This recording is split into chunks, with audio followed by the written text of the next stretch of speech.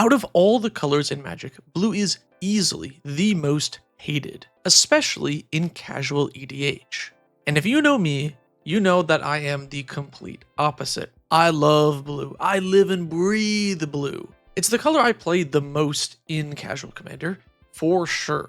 And as someone who has played a ton of counterspells, I know exactly what I lose to. And I think in EDH, counterspells are actually mostly bad and can be very exploitable when used offensively. You see, using a counterspell deck as a means of removing a ton of things over and over again is quite bad. Using one counterspell in your deck defensively to back up a win is much harder to beat and is very powerful, and essentially the best use for a counterspell. But I want to talk about the counterspell decks, your Barals, your Talrans, the ones that are really getting you with the counterspells. If you want to learn how to beat those, this video is for you. And a lot of it is changing your play pattern.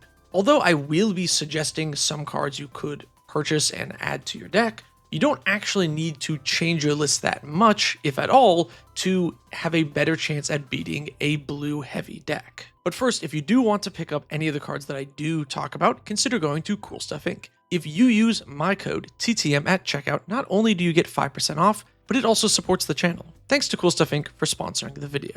I'll talk about the cards you could add to your deck first, because I think it's the most obvious.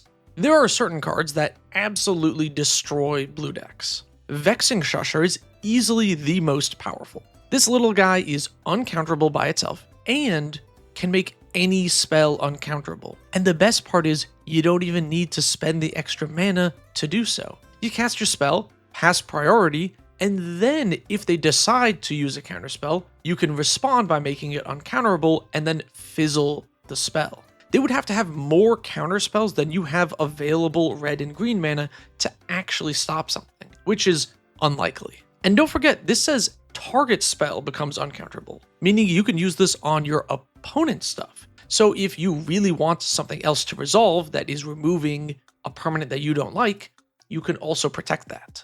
Savage Summoning is another amazing card. 1 green for an instant, the spell itself is uncounterable, and it gives your next creature flash, uncounterable, and enters with a +1/+1 counter. For 1 mana, this is a lot of value, and it's really great, especially if you have a high mana cost commander that you're worried is going to get countered. It's a good way to flash them in on an end step so you can untap with your big bomb in the command zone. Now, of course, there are a dozen other green cards that say can't be countered on them, and you can search these up on Scryfall and will probably find a few good options. But let me suggest a few colorless ones as well. Uba Mask turns everything into Impulse Draw. And guess what type of card is really bad when you can only cast it the turn you draw it? Leave your guesses in the comments below. And if you guessed counterspells, you're correct. Feel free to give this video a like to let me know that you got the right answer. Defense Grid is another classic anti-counterspell card. It's excellent for protecting your combos and big plays. Although do be a little careful with this type of effect, you may accidentally set up someone else to combo without fear of interaction. Another thing to look out for are cast triggers. This is most common on Eldrazi, but a few other things will do this. Normally, if a creature says when it enters do X, then a counterspell totally stops that. But a cast trigger works differently. The ability goes on the stack with the creature. So yes, a counterspell could stop an Ulamog the Ceaseless Hunger, but unless they have something that specifically counters the ability, you still get to exile those 2 permanents. Now, let's talk lands. Lands are the natural enemy of counterspells. It's value in a form that they can't interact with. Counter magic is spot removal, effectively. So it's naturally card disadvantage. In Commander, right? Because you have 3 opponents. Meaning if you can get card draw from your mana base, that helps you outpace your opponent with more threats than they have counterspells, especially if they're dealing with 2 other opponents. Additionally, if your mana base has your win con in it, then counterspells are really bad against that because they really can't do anything. Upgrading to more utility lands and getting extra removal out of your mana base is really good at slowing down and stopping a lot of blue-focused decks. And do you want to know the real, deep, dark secret to stopping counter magic? Discard. Nobody plays discard in EDH unless you're like a dedicated discard deck. and I'm not really sure why. I mean, it's mono black artifact and enchantment removal, but it's also an excellent way to get past counter magic. You spend 1 mana on a discard spell, and it probably at least forces a counterspell out of their hand, or if they don't want to waste the mana, you just take the counterspell out of their hand, and then you play your big threat afterwards, and they can't stop it. Random discard is also really great. Hymn to Turok or Mind Twist can ruin any control deck's game plan.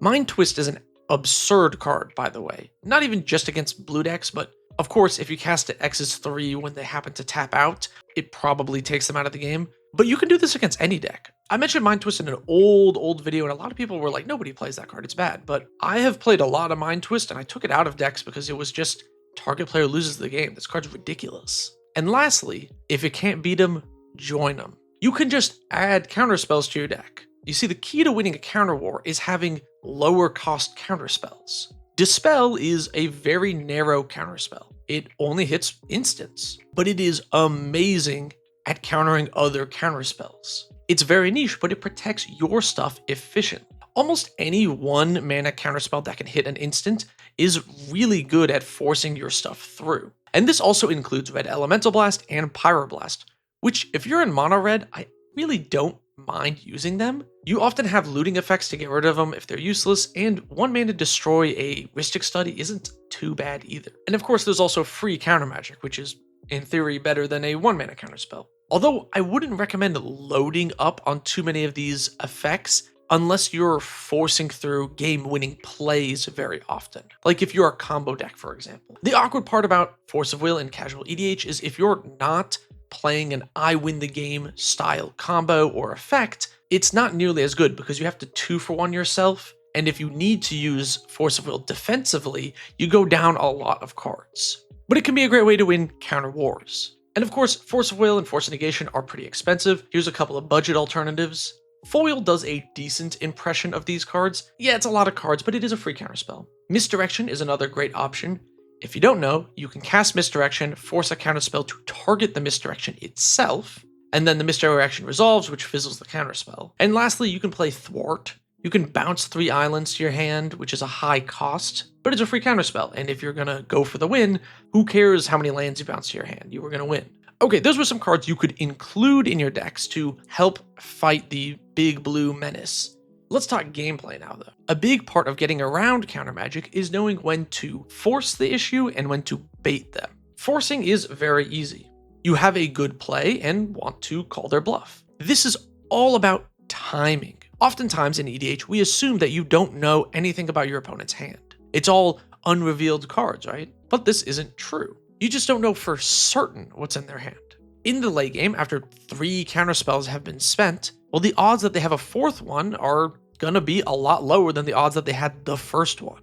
If you constantly live in fear of the open mana and the potential counterspell, then it's effectively like they have a counterspell because you didn't play anything. So pay attention. If they're passing priority very fast, maybe they let a kind of scary card resolve, or you just feel like they ran out of interaction and haven't drawn that many cards, feel free to just cast your spell and force them to have the counterspell or face the consequences. Sometimes the problem with counterspells happens the other way, where your opponents haven't cast any yet, and you're worried that they have the first counterspell in hand. So you run out your big game ender into the open blue mana, and if you're the first one to do so, you get wrecked. And this happens a lot, and I get it. A lot of players want to cast their big synergy piece first, their strongest finisher first. But those are the things you want to get countered the least, which means you should probably play your second best finisher, your second best value piece first. You gotta bait your opponent a little bit. Intentionally running out smaller, lesser threats into counterspells is a great way to force your real threat down. Remember, they never actually have infinite counterspells, so forcing them to make a hard choice can potentially let your smaller threat resolve or force out the counterspell and get it over with. Another option for baiting is just to sandbag a little bit. You can play like nothing, honestly, just pass if you think your opponent is going to play something big and just let them tank the counterspell first. This is a bit risky, of course. If you do nothing, your next opponent thinks the same thing, does nothing, and your third opponent actually has nothing to play, the whole table did nothing and the blue player just got to draw a card for free. So sandbagging is a tad bit of a risk.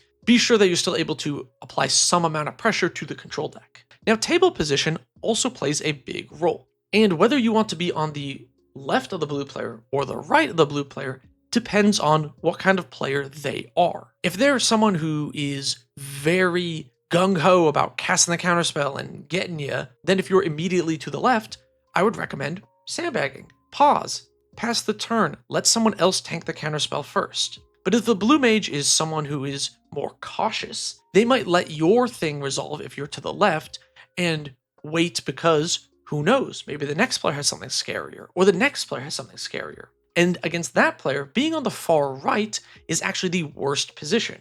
Because if they're anticipating a bigger threat from the next player and the next player, you're the last one in line, meaning they gotta counter your thing, otherwise the whole turn cycle was wasted. In either of these situations, if you find yourself having trouble with the blue player because of your table positioning, politics is your solution. If you're immediately to the left, you can politics by saying, hey, this is a threat, but it's not coming at you. You got time to deal with it. Potentially making them pass priority on your big spell and counter someone else's thing. Or if you're on the far right and the person to the left is playing something really big and scary and the blue player looks like they might be passing priority on that, you should speak up and say, hey, I don't have anything scarier than that. You should counter their thing. Using politics to redirect counter spells based on your table seating order is a difficult thing to get right, but once you figure it out and you get better at it, just like politics and EDH in general, you will improve and it's going to make counterspells feel a lot more like they're working for you and the table as a whole than against you. Another way to improve your ability to beat counterspells is simply by having a lower curve. Part of the power of counterspells or removal in general is the mana advantage. You cast a 10 mana spell and it gets Path to Exiled, or it gets counterspelled. Your opponent spent so much less mana compared to how much you spent. But if you're casting a 2-drop, a 3-drop, a 1-drop, then the counterspell feels way worse because they're not even getting mana advantage. And remember, spot removal is card disadvantage. So if you're casting a 1-drop that is a concern for your opponent, they're probably losing out on mana and cards to remove it. Having a low curve also means you can double spell. You can play one thing that is potentially a problem for your opponent, force out removal, and then play a second one. And lastly, just be more aggressive. Attacking the control player before they get a chance to fully set up a forbid lock or whatever is really important. Counterspell heavy decks, especially mono blue, very much struggle once you have things on board, and especially if that thing on board does damage. If you see another player attacking the blue mage, don't remove that threat. Let the blue player take the damage. I win a lot of games on blue control because someone who isn't me cast a board wipe and then saved me. Hopefully some of these tips helped.